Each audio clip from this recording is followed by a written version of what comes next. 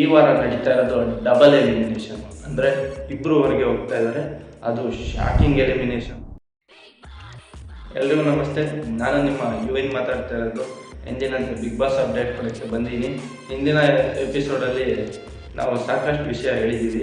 ಈಗಾಗಲೇ ವಾರದ ಕತೆ ಕಿಚ್ಚನ ಜೊತೆ ಕಾರ್ಯಕ್ರಮ ನಡೀತಾ ಇದೆ. ರಜತ್ ಅವರಿಗೆ ಶಿಕ್ಷೆ ಕೊಟ್ಟಿದ್ದಾರೆ. ಅದೇನಪ್ಪ ಅಂದರೆ ಪಂಜರದಲ್ಲಿ ಇರೋದು. ಇದ್ರ ಕೀ ಬಂದು ಧನರಾಜ್ ಅವ್ರ ಕೈಯಲ್ಲಿದೆ. ಅಂದರೆ ಇವರು ಫುಲ್ ಕಂಟ್ರೋಲ್ ಧನರಾಜ್ ಅವ್ರ ಕೈಯಲ್ಲಿದೆ.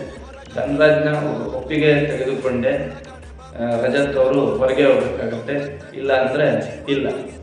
ಇದು ಒಂದು ಒಳ್ಳೆಯ ಡಿಸಿಷನ್ ಅಂತ ನಮಗೆ ಅನಿಸ್ತಾ ಇದೆ.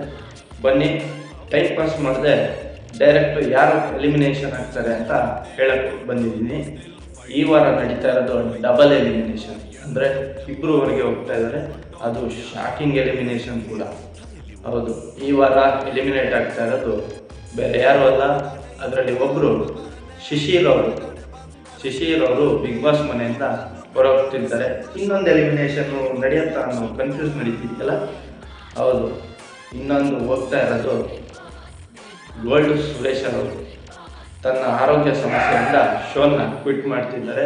ಈ ಹಿಂದೆ ಶೋಭಾ ಅವರು ಕ್ವಿಟ್ ಮಾಡಿದ್ರು, ಅದೇ ಥರ ಇವರು ಆರೋಗ್ಯ ಸಮಸ್ಯೆಯಿಂದ ಕ್ವಿಟ್ ಮಾಡ್ತಾ ಇದ್ದಾರೆ.